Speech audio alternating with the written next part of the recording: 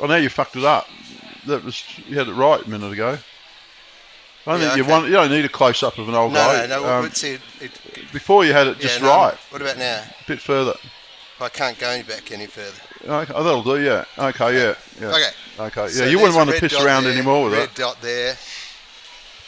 Yeah. I wouldn't tempt fate. Okay. I don't. What? I was going to suggest you drop the sunglasses. Oh, why's that? Because we want to see your eyes. No, you don't want to see my eyes. Right. Okay. Right. You scented? Yeah. Right.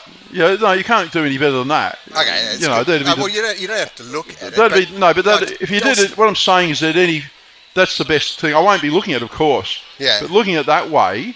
Yeah. I think you couldn't do any better. No. And I think the perfect could drive out the good. Can you see a red dot there? Yeah. Just tell me when a red dot disappears. Oh, it has to disappear. Because after 15 minutes, it will disappear. Oh, right. In fact, I'll time that. Well, hopefully we don't go 15. No one wants to see more than 15 minutes of two old blokes talking. That's right. Cheers. Thanks, Kevin. Yeah, right. Okay. So where I'll start is the fact that we're both grandfathers, aren't we? Yeah, we are. So so what I was thinking about is, as senior men, as elder statesmen, wise men. Yeah. Yes. Yeah. What do you see as our role? Going forward. Have we got a part to play in the development or the education now of these kids coming through? Well, there was I based a lot of my life on what I learned back in the days of when I was a businessman with my own business. Yeah. And the business I was in involved a lot of self-help, a lot of cassettes, back in the days of cassettes. Yeah. And motivating, because without the motivation, you don't have anything. You don't even get out of bed. Yeah. And the concept they had there was a thing called working your downline. Yep. What that meant was, don't worry about yourself, worry about the people under you, the people that follow from you, that report to you. And you basically, your job is to sort of, in a way, get out of their way, but provide whatever support you can. And that's what I find I want to do. I don't want to be in their face. I can't live their life for them. Yeah. But I can be someone in the background helping out where possible. And presumably it's all about being a positive influence, right? Positive, yeah, and positive role model more than flapping the gums and telling them. No one wants to be told what to do. Yeah.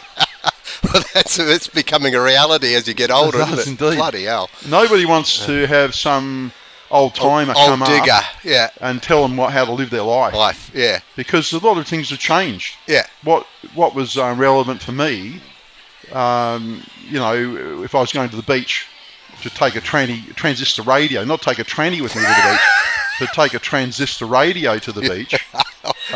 What's that, Grandad? Yeah, and that's the thing.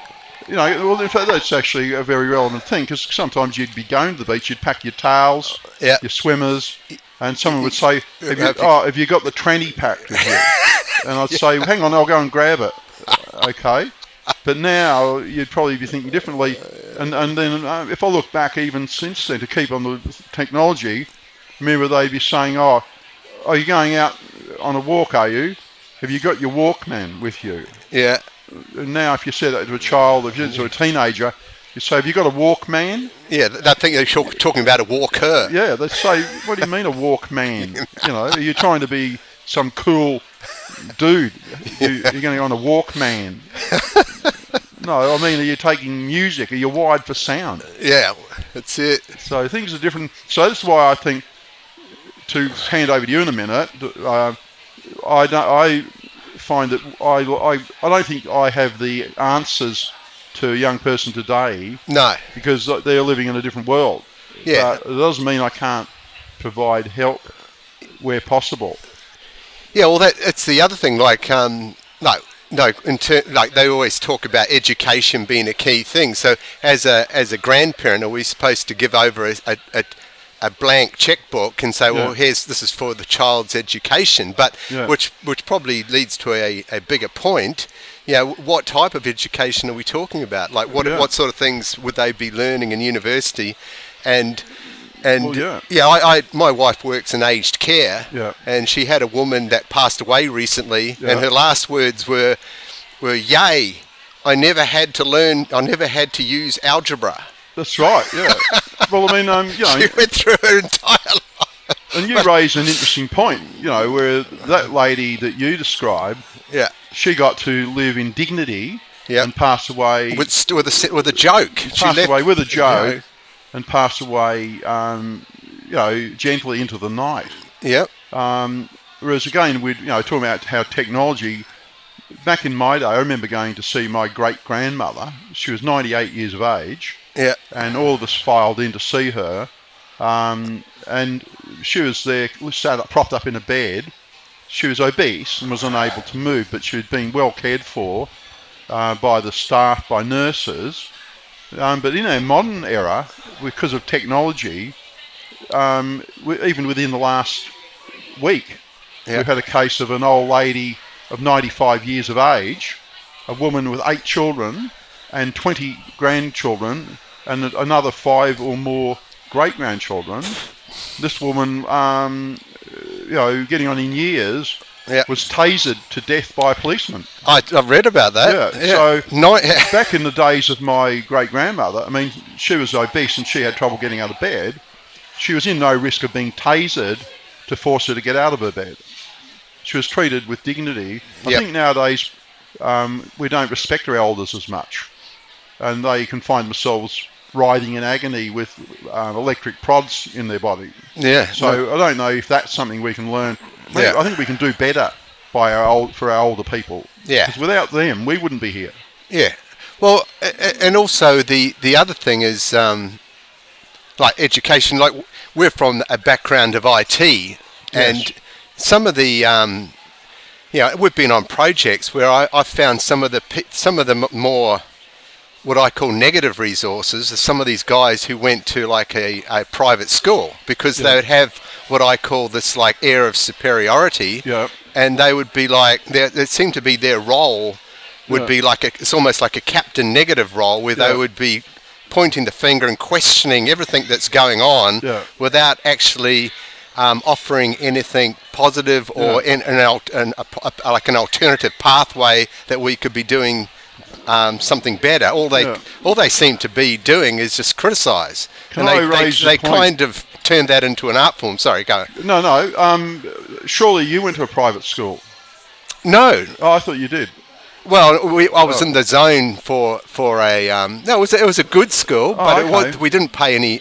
In New Zealand, they don't pay extra fees. I got the feeling that you were in a privileged. It was a privileged situation, but I didn't. I suppose I didn't carry on with it and go to a whoop-de-doo university. I joined the military. Yeah. And I suppose that's why I'd possibly recommend that to a young person, because the military is such a jolt to the system that it offers a kind of different lifestyle. That is difficult to replicate. So I'm glad of the experience, but there certainly was a time where I'd had enough of being University of life. Yeah, and I met a lot of interesting guys. Like, you're right, in my privileged school that I had, in New Zealand, I never ever actually met anyone from the Pacific Islands or like an Indigenous person, which is crazy. How can you be in New Zealand but it was only when I joined the military where I actually met and befriended. In fact, one of the guys was almost like my soul brother. That's right. Yeah. It's this Maori guy called Joseph Nukunuku. Yeah. Yeah, he was like my best buddy. That's right. So it's again that's part of my life experience. Yeah. Well, someone from that background, he's from the soil. Yeah. He's in his own. Where people like you and I are immigrants here, even though we may be 4th or 5th generation, we're not from this soil. So that maybe makes some difference. In that, because again, this is a thing we bequeath to our grandchildren. We talk about grandchildren. Yeah. And in my case, I have two granddaughters. Their heritage is Maori heritage. Okay, yep. Through their father. So, although I hail from the British Isles, and in a way have no right by birth to this, or by heritage to this country, or to these areas, to this part of the world, my granddaughters have now married into that, or been born into that. Yep. So they, not necessarily in Australia, but certainly they went to New Zealand. They could find themselves eligible to lay claim to fisheries. Mm-hmm. They potentially could lay claim to someone's home, to the land under the home, not the home. Yeah. Through their birth, but that's another thing where you don't know. No one can predict the future. No. So laws change. 1 minute one group is up, the next minute they're down. So it's good to have a foot in many camps. Yeah. I've got background in probably 20 different nationalities. Yep. And I could call, depending on how things go, I could call on that heritage. I have Scottish, English, Danish. I've got Jewish heritage. Yeah. I potentially could have Indigenous. When I did my family tree, there's a gap. I strongly suspect that's Indigenous and that I'm Indigenous. Okay. I can't prove it, but then very few can. So I'm probably similar to some of these famous identities on television who, take part in smoke ceremonies and welcome to country. I potentially have that right because I can't prove or disprove that gap in my family tree. It looks like one of my great grandparents, possibly during the mining boom in the Ballarat, may have, who knows, I could have been involved with an Aboriginal woman who could be my great-great-grandmother. I don't know, but no one can know. That can't be proved. So this is the thing. We're a melting pot. One thing I like about Australia is it's possibly the biggest melting pot in the world. Yeah. I think more than even in America. Yeah. Because the USA, it seems very divided. It seems like there are ghettos. It seems that you could go to an area, you could go to a town in the south, maybe, and there might be only good old boys. Yeah. What they call the rednecks there. I might go to, say, Chicago. I might go to a suburb in Chicago. I only see there African Americans. I might go to another area where I might find a whole different group of people, American Indians. I might go on an Indian reservation. It's still, we've got the red light there. Yeah. I might find myself on a Native American casino where I could be rolling the dice or on the roulette wheel, putting the dollars into the hands of these dispossessed original Americans. Yeah. Doing the right thing while potentially winning money for myself. A win-win. Yeah. So these are the things that I, this is the sort of knowledge that I could impart to my my grandchildren. Well, I know we've touched on this before, but when I think of education, I can only think of my own education. I think there's nothing much really in my school days that I grabbed hold of that's of value. Yeah. You must have had to learn to socialise. Yeah, I suppose so, but that wasn't really on the school curriculum as such. As this woman said, I've never had to use algebra. What was the point of me learning algebra and the cosine rule and all that stuff? I'm not too sure. Anyway, you don't need to anymore because of computing. And the other thing too, that where in some ways I envy the younger generation, and you talk of education, the children of today, children who are alive today, not children of the future, but your grandson, my granddaughters, they are going to have a thing called personal mentorship. The most superior education in the history of the human race was that was used in ancient Greece, back in the days of Athens, when people like Aristotle, Plato, they were tutored literally one-on-one by a wise adult. Okay. There was no going to a classroom. This is good. There was no going to a classroom. So you're telling me through artificial intelligence that can be simulated? It's already happening. Yeah. Because what you already are going to have, and what is coming up with ChatGPT 5 probably would be the one where it kicks off, is that a child will basically have their own personal teacher that will draw on every piece of knowledge ever in the history of the human race. Yeah, well, there's a lot. Everything, whether it's history, philosophy, geography, you name it. That oracle, basically, will be an oracle, their own personal oracle, will have all that information, and it will then basically talk in a human voice and a caring voice to that child. Yeah. And it will learn. It will know every. It will. Oh, it's gone off. Okay. That's a shame. I was on a good roll then. Okay. No. Okay. Is it back on now? It's beeping. So we don't know where that went off. No, we don't. That's the thing. It stops at 15-minute intervals by itself. But all right. Yeah, I know that's a bit strange. But keep on going. Well, not till it's coming on. No, it should be going. It's beeping though. It has to stop beeping, doesn't it? No. It has to go still, doesn't it? Just be a dot. No, that's going. Oh, is it? Okay. Yeah. All right. Okay. Now is that centralised? Yeah, that's good. Yeah. Okay.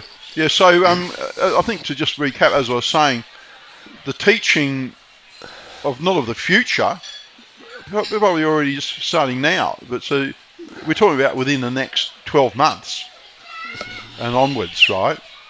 Is that every child will have their own personal mentor. It'll probably be named. It'll probably be literally, although it's part of a giant connected web of AI. Yeah. It'll be focused down, and it'll be, let's say you've got a young son. The son will have Uncle Harry. They'll say, Uncle Harry's going to be training you, son. So who's Uncle Harry? Well, he's in the computer, or he's in the cloud, but he's going to be looking after you, really, and watching over you in a way like a guardian angel. Okay.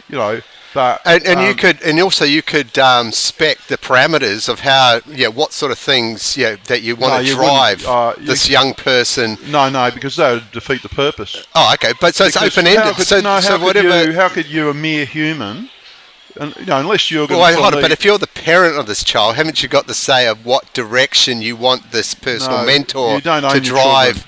I know, but does the personal mentor then? Do we leave it up to that? Can't we give us some parameters? What? So you're going to say, you're going to be a Dalai Lama, you're going to be King Harry. Okay, well, you could say, well, things like, I used the example of algebra before. You can take that off. You don't have to teach my child algebra. You can put an X against that. Well, hang on. The AI knows everything about you. Yeah. It already knows everything about you, your wife. I know, but it's not going to teach this kid DNA. every single thing. No, what I'm saying, you're missing. That's available. Your problem is that you're a human. You're limited by very narrow thinking, little thinking. We call it little thinking, right? Here's the thing, and this is what happens, unfortunately. The history is full of kids whose parents said, "You're going to be a stockbroker like your grandparents. You're going to be in law." So you're telling me that this AI thing is able to adapt and recognise, okay, well, this kid is actually showing promise in a certain field. I'm going to push now to explore that a bit further. The AI knows when you key in. First of all, because it's also acknowledging facial response. So let's hold back a bit here. You know that within the next 12 months, by the UN and WEF. Driven by they say there'll be another pandemic anytime soon, and also they want to manage travel because of climate change. Coming within the next 12 months, we're all going to be ID'd. Yeah. You're going to have probably no access to cash. You're going to have a digital currency. Is that ridiculous? Yeah, sure. Surely we'll go more than. Yeah. No, So, I wouldn't want to be talking to an empty camera. No, it's all going. Yeah. So if I do that, that's just to make sure that the red dot's still there. Within the next 12, maybe to 18 months, right? All of us are going to have our own digital ID. It'll be a world one. Won't be just local. We're going to already in China. They're already pricking your finger. Everyone in China already has their own number. Yeah. Their own pinprick DNA. Everything, right, is there. So starting, and even before your child is born, your grandchild or your child is born, AI has everyone bagged and tagged. They know where you live, they know your history, they know your DNA, they know the political orientation of your parents, they know everything they've ever put on social media, and everyone who they know on social media. The AI knows that, okay.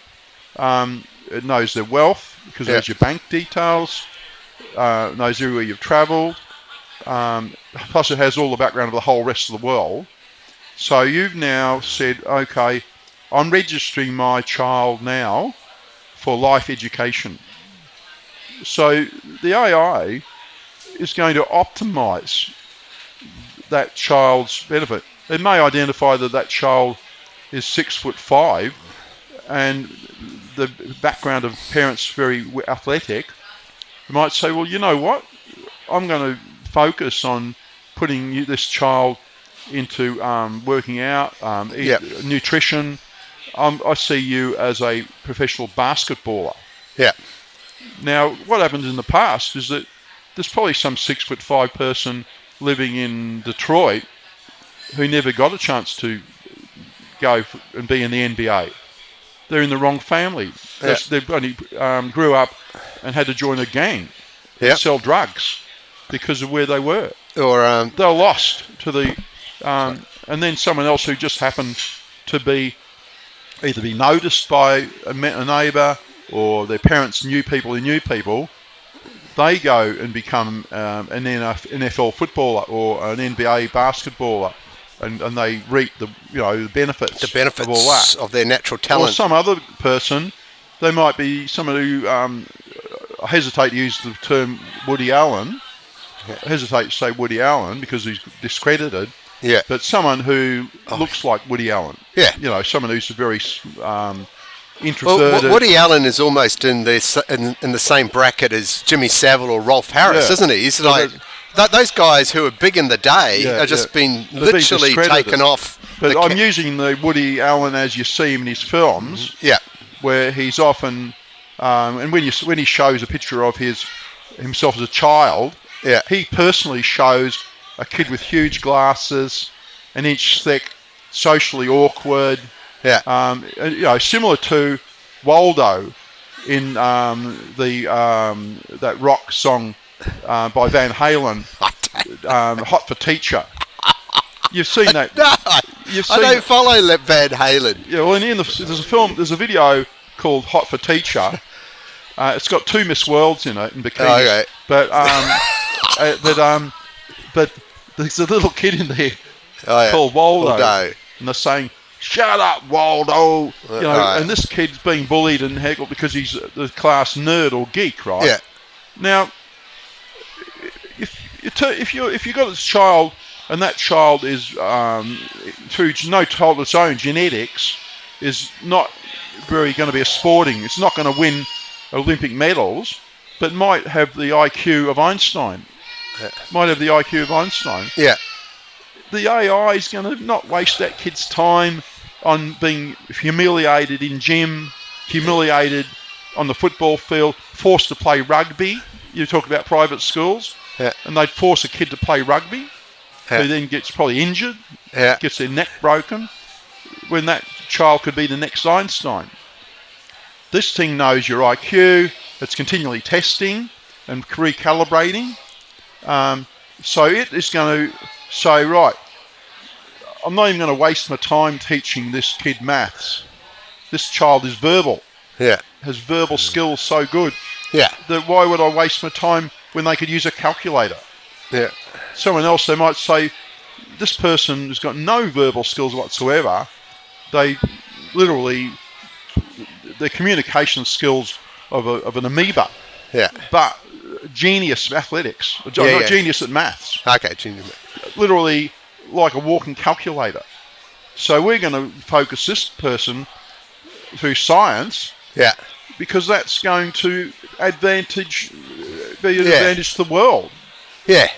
Because don't forget too that while AI farms all of the knowledge ever in the world, only the human mind can creatively have a spark to come up with something new out of the blue. You know, the human mind has something that at the moment computers don't have. Yeah. Is to suddenly randomly come up with some totally off the wall thing. Yeah. The power of AI is its access to all the knowledge of the world. The current knowledge, the existing knowledge. All the existing knowledge. It can't have all the existing knowledge that a human to be born 100 years from now. But then engineer original thought. That's right. But what the AI will do, it will optimize. Yeah, it'll optimize that human. It will, potentially make us into superhumans. Not each of us. Yeah. It'll make our human society. So it's going to mitigate the risk and then point this kid efficiently to where it needs to go. Yeah, and so that child, and it'll also be able to, it'll have access to the child's heart rate. You know, there'll be a heart rate monitor, or we'll probably have chips by then. Elon Musk's already putting chips in our mind, in our brain, right? While the computer, with a big smiley face, it'll have a smiley face, because we respond to. It'll have literally a full human face looking at the child during its lesson, smiling, nodding, right, encouraging. Sometimes frowning a bit if it's getting the wrong idea, furrowed brow. Yeah. Not so sure, and staring the child, right? Yeah, in the, where it needs to go. An evil guy, say I was Austin Powers, Dr. Evil, may actually would say, oh, well, what could we put electrodes in the child so if it's getting naughty, it'll get a shock. Yeah. Well, let's hope that we don't go to those lengths. No. I don't think you need to. I think the carrot works better than the stick. It does. Okay. In the Greek days of the mentor and mentee, I think the tutor could thrash the child if necessary to keep the child focused. Yeah, but only in extreme circumstances. Yeah, that's right. Or if the teacher enjoyed doing that. Yeah. But anyway, that's we're going down another path. But so I think with I think that what's going to happen, so the child has the personal tutor.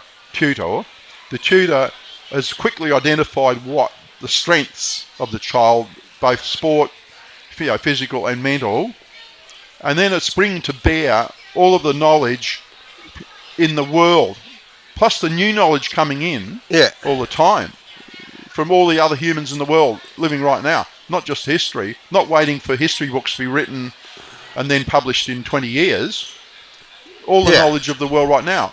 Yeah. Because there's things happening, climate's changing right now. Yeah. New viruses are coming now. Well, it's interesting you say that.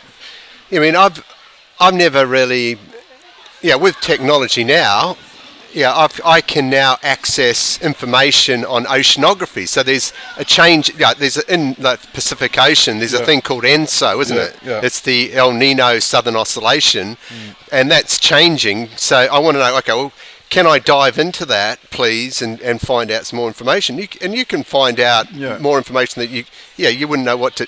But I won't go into describing what ENSO is, but it's related to, in the Atlantic, they call that AMOC, isn't they? Yeah. It's the Atlantic. No one knows the answer. See, this is it. That's what you know right now.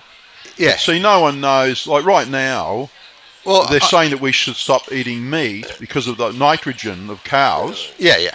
To stop that. Yeah. But that's a long bow. Well, there's many things contributing to greenhouse gases, isn't and it? Right now, no human brain. Yeah. No human brain can encapsulate the complexity of the Earth ecosystem. And anyone who says they can, but in saying that, that's not to say that we should be sitting on our hands, though. Yeah, but the problem is that then we do the wrong thing. So should we just continue as we are? No, situation normal. We should develop a thing called AI, that has the power to have all of this. So you're telling me you're a supporter of what they call the digital god. No, God. So this is like a digital leadership. So all the idiots that we've had before don't know what they're doing. This digital God is going to steer us in the right direction. God, because a God implies worshipping and following. Well, if it's all knowing and all conquering. No. A God is something that you are ordered to worship and adore. But that would solve everything. If we just put our trust in this thing. No, that's why I'm calling it an oracle. Oh, okay. Well, digital oracle. A digital oracle, yes. Oh, okay. Well, then yes. Okay. An oracle. But it's semantics, isn't it? No, it's not. The oracle provides you advice. A god smites you down. Not necessarily. Yes, it does. If you go to the Old Testament, if you go to Hinduism, you look at some of the evil demon gods in Hinduism, the most violent religions in the world, even more violent in some cases than the Old Testament. Yeah. You go to the Old Testament, God's looked down. He saw the men lying with men. Instead of the couples producing the children, because what God always wanted, the God of the old, the old God, the Old Testament, he wanted people to go forth and multiply. Yeah. The job, it's off, right? Okay, so it's off. Yeah. Is it back on? Yeah, back on now. So we go back on. Yep. Yeah. So the old God, I believe that AI will be an oracle that will serve us. Yeah. That's the difference. See, a God, we serve God. Well, I think what you're saying is that as human beings, we can't really trust each other because at the top of the shop, I talked about these Captain Negative guys who continue nitpicking and losing what I call the bigger picture. Yeah, well, you take the human race, and you have to take the human race as a whole. Right? You can forget about tribes where a tribe lived in a valley and only had to fight the neighbouring tribes. Yeah, and they become self-serving and they lose the big picture. Yeah, so you forget that because we now live in a global world where we have the power because of nuclear power, because of, we can create now pathogens. We can create a virus. Right now, there are several countries with enough power and knowledge, enough scientific knowledge. We've got, certainly China, the USA for starters. Yeah. Possibly India as well, and many other countries probably we don't know about. Any of those countries have the technology and the scientific knowledge right now to create in their lab a virus.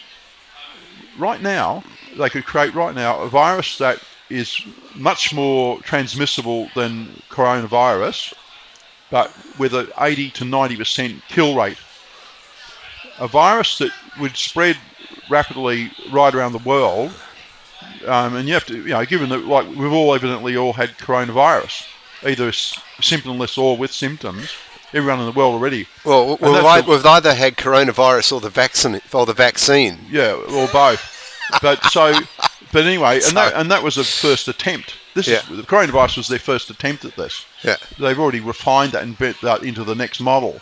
So the next virus they release from a lab, and it could be anywhere. It could be China again, Wuhan. It could be America, or it could be a cartel in Mexico. It could be some cartel that have kidnapped a scientist and holding him and his family, at gunpoint. And a lab. These labs cost. It's not like building a nuclear bomb. You can set up a lab for a couple of $100,000 with everything you need in it. So right now, with current technology, human race has the ability to create a virus that never existed before and would probably never evolve. There will be like smallpox on steroids. Yeah. Like the smallpox. In fact, no, like the flu, the Spanish flu that wiped out thousands. So they could literally combine Ebola, the Spanish flu, and coronavirus in their lab. They could splice them together and then release them onto probably infect air hostesses and airline pilots. And this virus would be literally engineered, which is already with current technology, to be latent for a month. so it would spread all around the world. No one would know they had it for a month. And then, bang, people would be dropping dead in the streets all around the world. Within no time at all, even those people who somehow had been in a remote farm, they'd suddenly find all of the satellites not being supported. They'd find that the grid had gone down. The engineers, the doctors that have dropped dead. So this is what we already have now, and we also have enough nuclear technology. There's enough nuclear weapons right now in China. Who's got them? Pakistan's got them. India has nuclear weapons. Russia has an arsenal of nuclear weapons that could wipe the world out 3 times over. And right now we're poking our finger in the eye of Russia. We are. They can wipe out the world times 3. We're relying on them being rational players, and that they won't overreact and just say, you know what, no Russia, no world. Yeah. And the trouble is, you're not answering to the people of Russia. It's just one guy, isn't it? Because their system of government is the cult of personality, isn't it? It's not one guy. It's a whole. Well, it appears to me that Putin is running the show. No, he's basically he's nothing. He's like Zelensky. Zelensky's not running that thing. No one believes that comedian, an actor, is running Ukraine. Yeah, he's a puppet put in there, and Putin as well. Putin he's one guy. Is there a red button still on? Oh, yeah, still going. Putin could be taken out by the generals overnight if they wanted to. Those people are ruthless. The only thing right now, he's the only one who's holding them back. I've already seen voices in the back channels I follow where they're saying, let's just unleash a nuke now and teach them a lesson. Let them know we're serious. And he's saying, no, that's silly. Once that starts, you don't know where it ends. Yeah. Once he goes, I think it's going to be really dangerous, But anyway, the point I'm not making, I don't want to single them out because there are other things happening right now. While we're looking at them, Israel and Iran could have a nuclear war. Let's not single for old Russia. Yeah, it is supposed to be about the grandchildren after all. Yeah, but it is about them, whether they had a life. Okay, what I'm saying here is, because we're talking about the Oracle, we're getting back to the Oracle. The Oracle. I don't trust humans to not have a freaking nuclear war or create a bloody virus that spreads around. I got locked down and had my life disrupted because humans invented a freaking virus and couldn't contain it in the lab. Yeah. I've already lived this life, right? And children in America lost 1.5 years of their education. Yeah. So when we talk about the Oracle of the AI, it knows all the stuff. I mean, the Oracle right now, so if AI was managing this thing right now, would it fight itself? I mean, right now you've got Zelensky and Putin in Russia, right? Yeah. At each other's throats. You've also got Israel and Iran at each other's throats. Yeah. You've also got North Korea and South Korea banging heads at each other, right? Yeah. We're supposed to be the one thing, aren't we all? Still going? Yeah. Aren't we all supposed to be the human race? Yeah. So how is the human race wanting to wipe itself out? Yeah. That doesn't make sense. 70,000 years ago, the population fell to under 10,000, and there were just a group of people that existed in the Rift Valley of Africa. I don't know where this Rift Valley is exactly, but it exists, and it's been scientifically proven that everyone is derived from this, the same people, the same 10,000. So to me, it seems ridiculous. But I wanted to talk about education. One of the things that I thought helped me in my education and understanding of what the world is really about is this song by the Fifth Dimension called The Age of Aquarians. In My Beautiful Balloon. No, The Age of Aquarius, where is Let the Sunshine In. Because in that song, it's about harmony and understanding. Harmony, understanding, and peace, and it's actually sung by African American people, which is and the fact that it spoke to me, it's what I mean. In that period of time, it sort of cut through all those things. You know, it was men and women in that band, but I was very wrong. I was very cruel. Okay, so if ever I've got, like, if I'm down or feeling disillusioned or something, all I got to do is put that song on, and it immediately impacts my mental health. It turns things around. Listening to that impassioned song delivery by, I think the guy's name is Billy Davis Jr. It's just, to me, but have you noticed that what they have a load of white musicians? No, I think you're right. I think the music is engineered by white people. Yeah. No, but they were renowned for being one of the first groups to have a white and black musicians in the same working together. Yeah, that's right. Yeah. But Billy Davis is just mind-blowing. But anyway, I mentioned before about these guys. You're trying to make a feel-good sort of speech.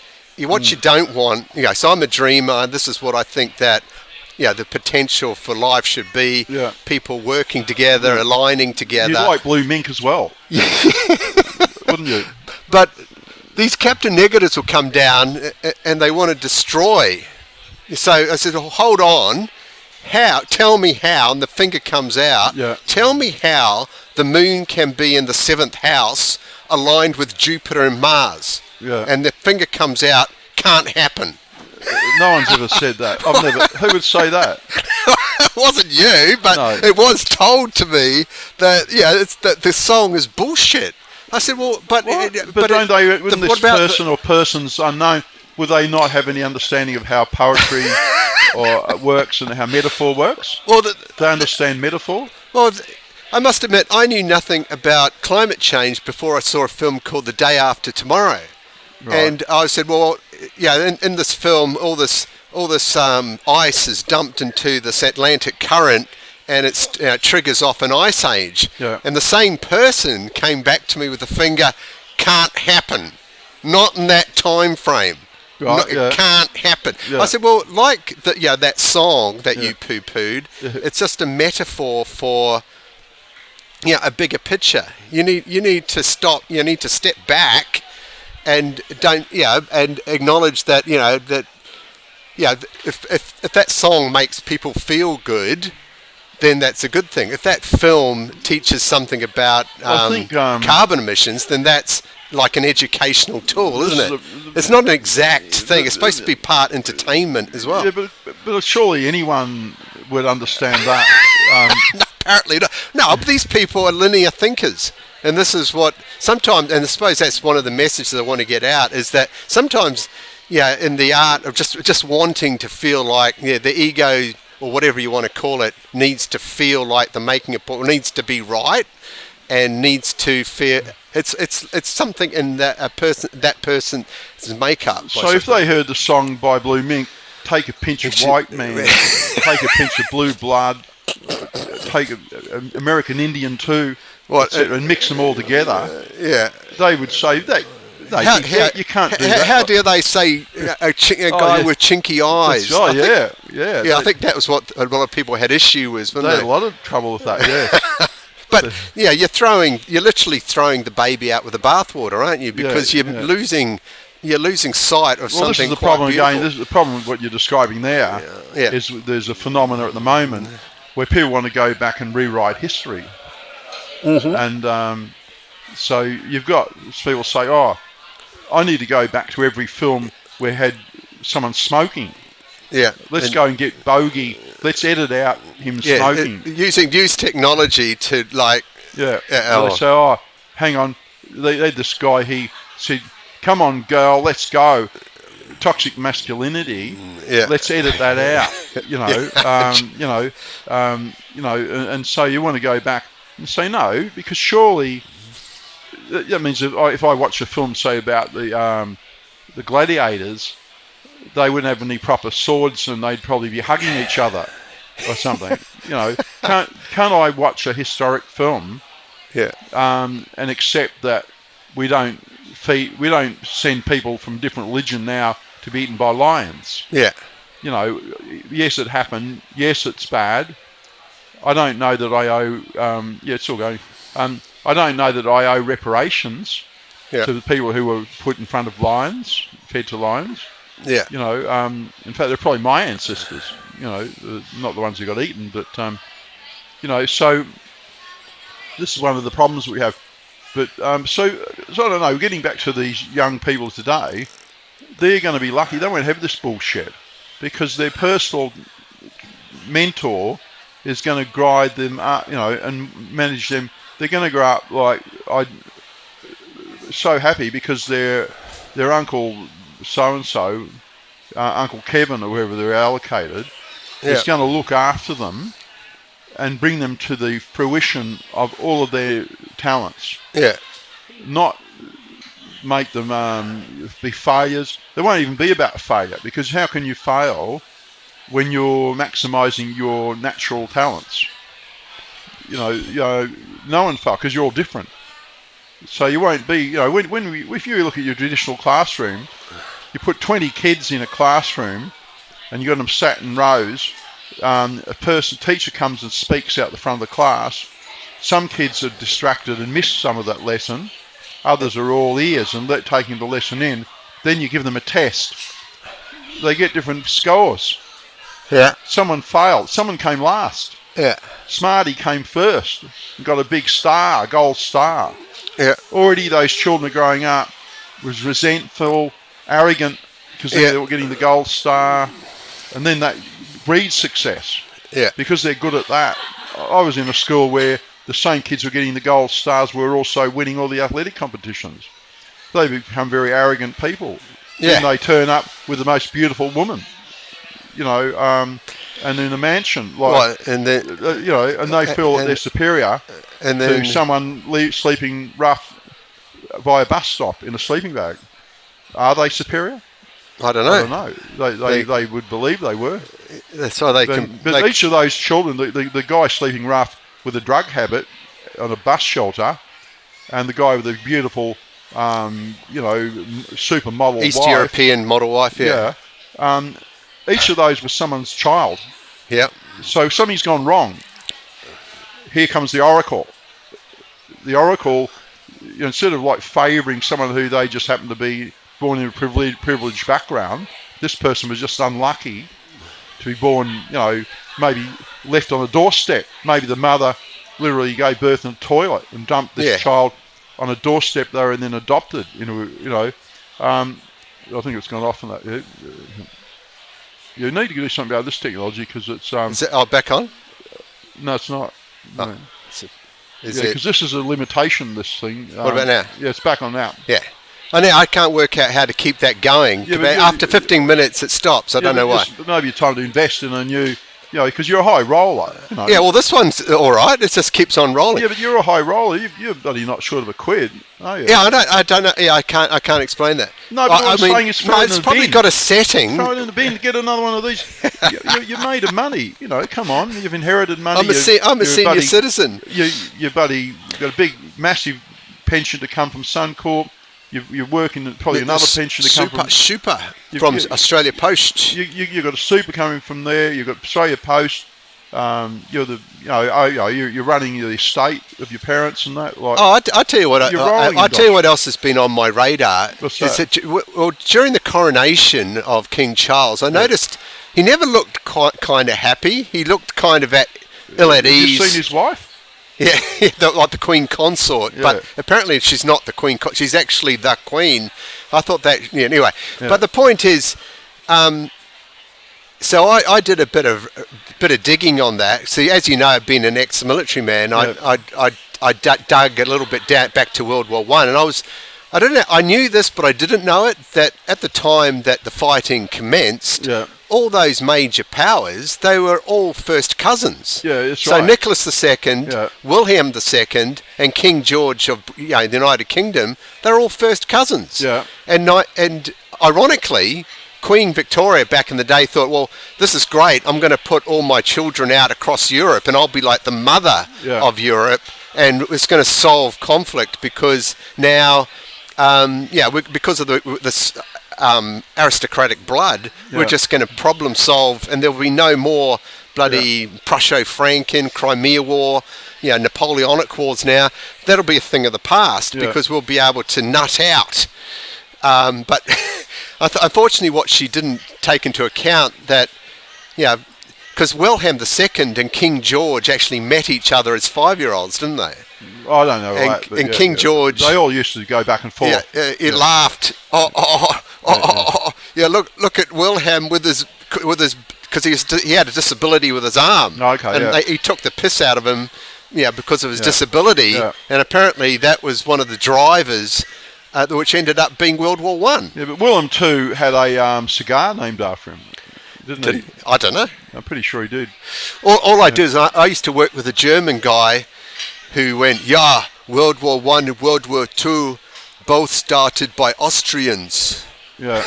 I don't know what that meant, but apparently Hitler was an Austrian. No one knows he was, but nobody knows how these wars started. I mean, they evolved. They evolved. One thing's for sure: the aristocracy didn't help.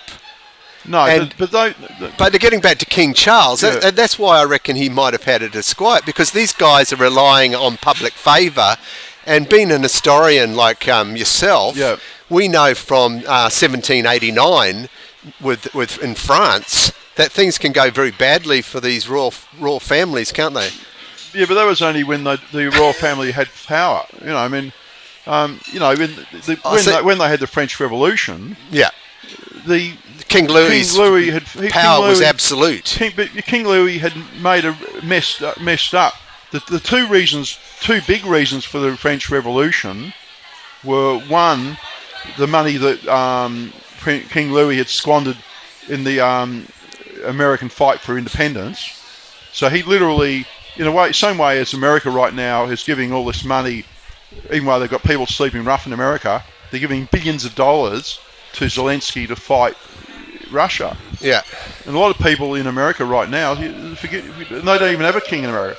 A lot of people in America right now are asking the question, why are we literally struggling to pay our rent when we're giving billions of dollars to some country? And I guarantee if I went up to an American on the street and said, here's a piece of white paper, draw Ukraine and Russia on that for me, please. Yeah, and show me where they fit. They couldn't. I can guarantee you not 1 in 100 could do that. I could do it because I'm interested in that stuff. But I say, look, just draw a quick thing of Europe. I want you to show where the Baltic states are, where Poland is on it, where, I don't know that. But, well, you're paying for it. You're paying for it. Yeah. But anyway, so to me, that's the thing. It doesn't need to be. That's the sort of like, human life is like in a way like the stock market. No one controls the stock market. The shares go up and down, and people. If the stock market was predictable, I'd be a millionaire because I'd work out what stock was going to go up double next week, and I'd put all my money on it. Yeah. But so no one controls that. And it's the same thing if you look at the history of Germany, which I've had a look at. It started off. Germany was composed of literally hundreds of independent little dukedoms, little kingdoms all over. It was like a patchwork quilt, and it wasn't just Germany. It was also part of Sweden was part of it. Yeah. At one point, the Swedish were the most thuggish, brutal country in the world. They were coming down and interfering in, the King of Sweden was part of the 30 Years' War, and he came down. They would slaughter whole villages and that. So because the Swedish basically Germans. They were Germanic people. The indigenous Swedish people live up north. They're a totally different thing. But anyway, so all that whole thing of Germany was just like a patchwork quilt of these warring kingdoms and sometimes in alliances and everything. And because they were all divided up like that, France, countries like France that became a whole country, were able to bully the Germans because they could come in and they could pick on this little kingdom, quite small thing. Yeah. So the Germans said, we need to join together and we need to build an empire of iron and blood. that no one will bully us again. Yeah. That become part of the German mindset coming through the 19th century. And then if you're the whoever the guy is in charge, Bismarck or whoever happens to be up there in charge, I mean, who even was the king? How could there be a king of Germany? Well, he was a Kaiser, wasn't he? Yeah, well, that's a ridiculous thing because there was all these things. They didn't even like each other. Yeah. Even as recently in my life. Bavarians were seen as a basket case, wasn't it? Yeah, no, I was going to say, when I did my tour of Europe in back in 1980, I was learning German out of a book. I learned the phrases out of a phrase book. And we went to Munich. And we went into this restaurant like it was a beer keller, and we're ordering some lovely meal, meat dish, whatever, and I started using their phrase book, and the German, Bavarian guy, very friendly guy, he said, "Oh, you're Australians, aren't you?" So my wife's New Zealand, I'm Australian. Yeah, he said, "Oh, you go, very friendly guy." And he said, I wouldn't use that phrase book just because this guy could speak perfect English. He said, that's not going to help you here because this is Bavaria. Yeah. We've got a different language here. We're different dialect, and everything, that'll be better when you go North Germany. But so there's all these warring factions and alliances in there. And so then they realise, well, we're being left out. We don't have any colonies. The British have colonies. The French have got colonies down in Africa. We're hard workers. We're Germans. They still thought themselves because they spoke German, but they weren't one country. So what I'm getting at is the power of that was a much more powerful than one person. Yeah. So one person got in charge, the Kaiser, but he couldn't just say, "Oh, we're now going to. Here's a whole lot of things we're going to change," because he would be assassinated. Even though he's in charge, right? Yeah. So he had to do things that was going to be supported by the philosophy and culture of his country. So, and it wouldn't matter if you you could put the son of Queen Victoria in there. He still isn't able to change that culture. That culture is coming up from way back from the Roman Empire, when the Germans were the barbarians who overran the Roman Empire. And then through the Dark Ages, they started to become feudal, and they became little dukes and kings and princes. That's evolution. No one managed that. Yeah. There's no boss of that. So you drop the cousin of Queen Victoria or King George in there and call him the Kaiser. He's still got to do what the will of the massive power of the German, we are Germans. Yeah. No, but now getting back to your digital oracle, because one thing I liked about that, it would actually put a fix to what happened next after World War One, which is the rise of this guy out of Hitler. Yeah. So he got and he was able to, he was a confidence trick. So he was a good talker, and he was able en masse to almost convince the entire nation that they need to go to war. Yeah, but the thing is, there's too much fixation on Hitler, because there were 100 Hitlers. There were 1,000 Hitlers in Germany at that time. But it's almost like mass hypnosis, wouldn't it? But a digital oracle wouldn't do that, would it? It would bypass, because Hitler was self-serving, and he was like a megalomaniac. Yeah, but what I'm getting at is that Hitler, in the same way as they talk about Donald Trump, Donald Trump just detected a whole group of people who were not part of not being respected in America. Yeah, all these people in the flyover states were being left out by all the intelligentsia on the west and east coasts of America. All the farmers and people who don't have fancy degrees and the ability to be a lawyer were being left out. And Donald Trump identified a forgotten people, and he just took advantage of that and surfed the wave of that. All Hitler did. Hitler was just some non-entity, a failed artist. Yeah. In the same way Zelensky is a failed comedian, But anyway, all he did was he identified a seething anger in Germany He did. They lost the war, a war they didn't really want to have. They didn't want the First World War. That got out of control and ended up with a brutal war. Everyone in Germany had either a friend or relative with missing a leg, or that died, or had been gassed. In Germany... Well, with this film, All Quiet on the Western Front, I didn't know this, they had this technology in World War One. They actually had flamethrowers. Oh, yeah. So they were in the... Yeah. I thought, holy shit, that's one of the most disturbing scenes I've ever seen in my life. Because Germany lost the First World War, because they were ganged up on, because they got all these... they wanted to be made an example of, weren't they? So the point of the matter is that in Germany, and you can see this documentaries of this, old footage.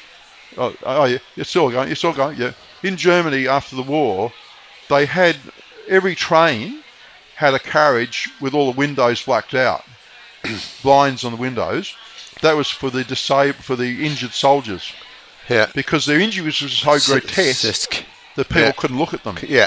So these are young men, men in their 20s, with their lives blown apart. Was gone. Yeah. They had no eyes left. They'd been gassed, or they'd been burned, mutilated beyond the thing. They're on a crutch. Very unpleasant. Don't forget this. No. Well, no. Okay. Well, you've because I want to wrap this up at some stage, but you've touched on something that I wanted to, which is the underlying point, which I wanted to make from from what I started, which was my grandson. I wouldn't want to have him give away his life just because of nationalism or what you want, or one guy who says, well. Or one guy like Hitler who says, well, you've such and such, you need to lay down your life for me and our country because that's for whatever reasons that Hitler outlined. But he was just it was for his self-serving purpose, wasn't it? So, but see, an oracle, you should not be conned by one human being. So your idea of having the digital oracle, it doesn't play favourites. The digital oracle hasn't got an ego, has it? No, all it sees, you have to tell it what its job is, and that's what there's a thing called alignment. This is a whole study I'm mastering right now. I don't know if you even know, if I asked you to define alignment, I don't know if you could. But alignment is what you need with AI. Yeah. Okay, and what that means is it aligns with human values. Yeah. Because it could do anything. I could build an AI and say, I want you to destroy the human race. Yeah. And it would do it. It would, because it doesn't know right or wrong. Wrong. Yeah, okay. Okay. And it would probably be able to do it as well. So anyway, so what you need is alignment. So you're going to have an AI, hopefully. Its job is to, something's happened bad here, it's fucked up. The big message, the thing popped up. The warning message popped up. Oh, that's all right. Okay. Is it still going? Yeah, it's going. Okay. Oh, we should wrap it up because we're running out of what battery. I'm saying anyway is the alignment thing. Is the AI? Its job is to optimize human happiness. Yep. Not human destiny, because there isn't any human destiny. The whole universe is going to just disintegrate one day to nothing. Yeah. Entropy. The whole thing of entropy you need. You have to master entropy to even start these discussions. But sooner or later, the universe. But we'll have had a good run, okay. But I don't think it's possible for us to sit here, enjoying a pint of beer, while there are people right now. There's probably a child right now in some part of the world, starving to death. Yeah. How's that right? It isn't right. It's not right. So us humans running the show, we're not doing it very well. No. And also, why? Look at all the money being spent right now on weaponry in Russia and weaponry in Europe to give to fight Russia. What is the point of that? I don't know, because I don't hate either of those people. Yep. Why do they have to kill each other? Yeah. Over what? Over what? Yeah. Over Crimea. I must have Crimea back. What the fuck? Who said you can have anything? Who said that you can have... No, I don't remember saying that Zelensky can have Crimea. I don't remember saying Putin can have Crimea. Yeah. There's people live there. Why can't they just freaking live there? No, Why do we have to bomb everyone? Take it, just to wrap up. Yeah. like I don't know if you agree with this statement, but taking human beings out of this leadership situation is not a bad thing, because King George, William II, Hitler. You could even throw in some, what happened in our day in Vietnam. Mistakes made by human beings. Having a digital oracle could be a way forward, because these people, as the person pointing the finger at me, telling that I'm wrong. There's always going to be people who are going to be telling you that. What's the word I'm looking for? I suppose that film, The Usual Suspects, puts it beautifully when he said, the greatest trick that the devil ever pulled was convincing everybody that he didn't exist. That's right. Yeah. And then, just like that, he disappears. And this one, we got to be careful, because the thing running human race at the moment is a thing called Golem. Yeah. And this is literally a mindset that can be like the devil's mind. It's not the devil, it's the mass of human will that's going haywire. Yeah. And not one person controls that. So it's the madness of crowds. Yeah, so similarly, with the German people following Hitler, they wanted to believe this guy. Yeah, that's what else I was saying to you before. People say, what if he could have killed Hitler? Or what if I could kill Putin, right? They fuck up. They don't understand shit. Because the thing is that Hitler was created by the anger of Germans. Yeah. The Germans were at that point, they had the Weimar Republic. Yeah. They were all, there was depravity. Yeah. Disgusting depravity in Berlin. The Deutschmark was worthless. Yeah, but that's why, to deal with it, people were literally, children were being sold for sex slaves and horrible. Anyway, right. Anyway, we're done there. Yeah. Okay, right, we're done.